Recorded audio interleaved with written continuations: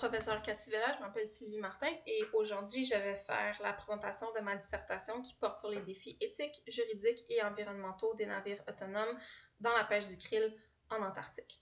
Donc, au cours de ma dissertation, je vais parler du contexte de la pêche du krill en Antarctique, des enjeux de conservation maritime liés à la pêche du krill en Antarctique. Je vais parler de la réglementation internationale qui encadre la pêche du krill en Antarctique. Je vais une section qui discute des navires autonomes, donc des définitions, fonctionnement, des défis, des avantages et l'état actuel de la technologie aussi dans le cadre de la pêche. Et je vais parler aussi des enjeux réglementaires internationaux et canadiens, donc non seulement le cadre juridique international sur la pêche, mais aussi certaines législations et réglementations canadiennes. Donc sans trop m'attarder sur la section qui discute des enjeux de conservation marine liés à la pêche du krill en Antarctique. Je vais tout de suite sauter à la section qui discute de la réglementation internationale de la pêche du krill en Antarctique. Donc, je pense spécifiquement du traité sur l'Antarctique et du CCAMLR. Donc, le traité sur l'Antarctique qui a été signé en 1959 par 12 pays. Le Canada en est devenu une partie non consultative en 1988 et en 2003, le Canada a ratifié le protocole sur l'environnement avec l'adoption du projet de loi C-42, soit la loi sur la protection de l'environnement en Antarctique, et dispose maintenant d'un droit de vote aux réunions consultatives annuelles du traité de l'Antarctique. Donc, le CCAMLR est un produit du traité de l'Antarctique et c'est la Commission for the Conservation of Antarctic Marine Living Resources et c'est la commission qui est responsable de la gestion de l'écosystème en Antarctique. Et entre autres, elle va établir les quotas de pêche de krill en Antarctique et la pratique de pêche du krill en Antarctique également. Donc, je discute un peu de ce qui est couvert par la CCMLR et je parle aussi de différentes mesures de conservation qui sont liées à la pêche du krill en Antarctique. Maintenant, dans le vif du sujet, je vais parler des navires autonomes. Tout d'abord, je vais commencer avec la définition et le fonctionnement des navires autonomes en reprenant les types de Maritime Autonomous Surface Ships, de MAS, qui ont été établis par l'OMI et, comme vous savez, classés selon leur degré, donc 1 à 4 de moins à plus autonome. Et je fais un état également un peu de l'industrie des navires autonomes, ce que ça représente en termes de navires qui sont sur l'eau en ce moment et qui naviguent, et aussi financièrement au niveau de l'économie, ce que ça représente et ce que c'est projeté représenter aussi dans les prochaines années, seulement pour solidifier que c'est vraiment, c'est ici pour rester, et c'est une industrie qui va continuer à grandir. Donc, je voulais pas que la dissertation ait une approche négative de l'utilisation des navires autonomes non plus dans la pêche, même si ça pose plusieurs enjeux au niveau de problèmes de conservation marine.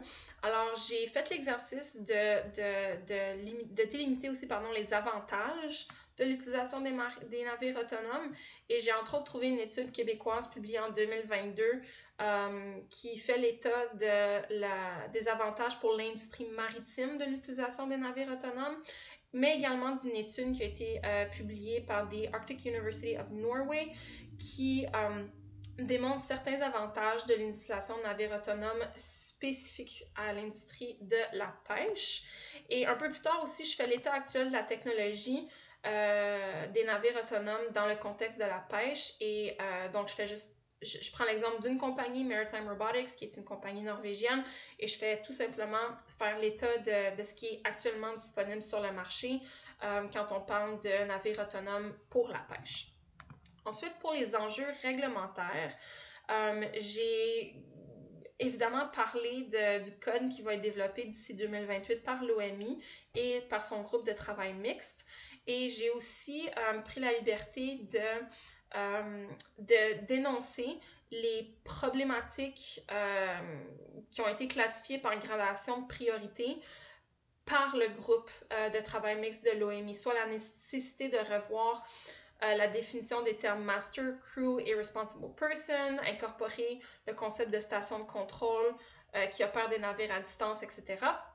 Donc, j'étale un peu ces problématiques-là et j'explique pourquoi ce sont réellement des problématiques exactement. Donc, non seulement je parle des enjeux réglementaires, à savoir quel cadre réglementaire peut leur être appliqué, mais aussi, très brièvement, je parle de problèmes d'assurance aussi. Si un navire autonome n'est pas un navire ni un vaisseau, alors comment est-ce qu'on est supposé le classifier pour des besoins d'assurance également.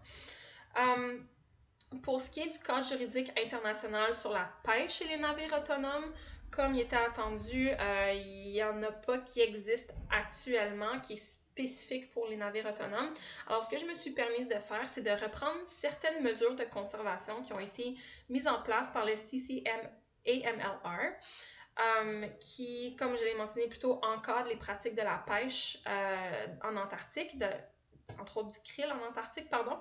Et ce que je me suis permise de faire, c'est de lire certaines mesures de conservation et ensuite poser des questions à savoir comment est-ce que ces mesures de conservation-là vont pouvoir s'appliquer aux navires autonomes.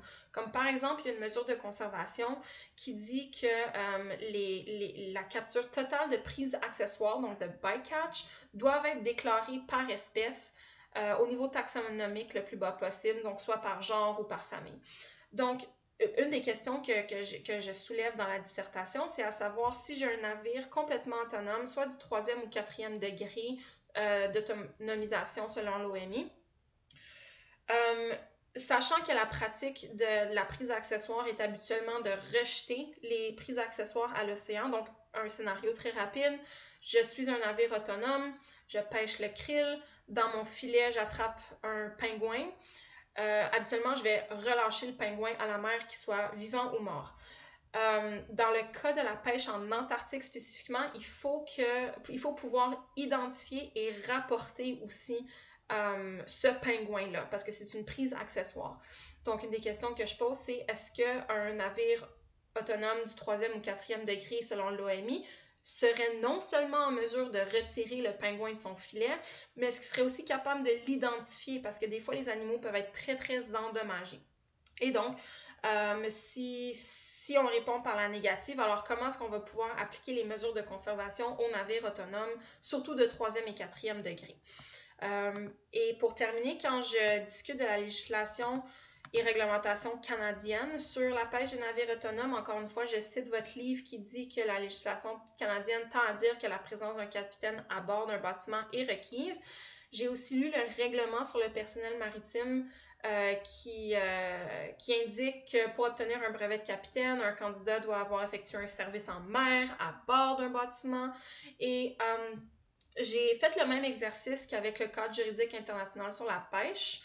Et j'ai décidé de poser certaines questions qui me venaient en tête. Comme par exemple, est-ce que l'expérience en mer qui est requise pour l'obtention d'un brevet est pertinente pour un capitaine qui va opérer un navire de la Terre, par exemple, d'une station de contrôle?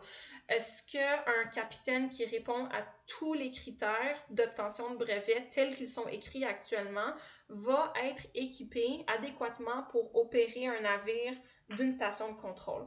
Parce que je peux simplement imaginer que opérer un navire quand on est à bord du navire, avec les éléments naturels autour de nous auxquels on a fait face pendant un certain nombre de temps, ça pourrait être différent qu'opérer un système informatique d'une station de contrôle, par exemple. Donc, c'est surtout un exercice de trouver certains règlements, certains articles et de poser des questions à savoir comment est-ce que ça va s'appliquer avec l'arrivée de navires autonomes selon leur degré d'autonomie. Donc, en conclusion, j'ai aussi parlé du International Agreement to Prevent Unregulated Fishing in the High Seas of the Central Arctic Ocean pour faire faire un lien entre les pratiques de la pêche du krill en Antarctique et une projection pour ce qui pourrait potentiellement arriver dans les eaux arctiques éventuellement, puisque la pêche du krill, c'est une industrie qui est en plein essor.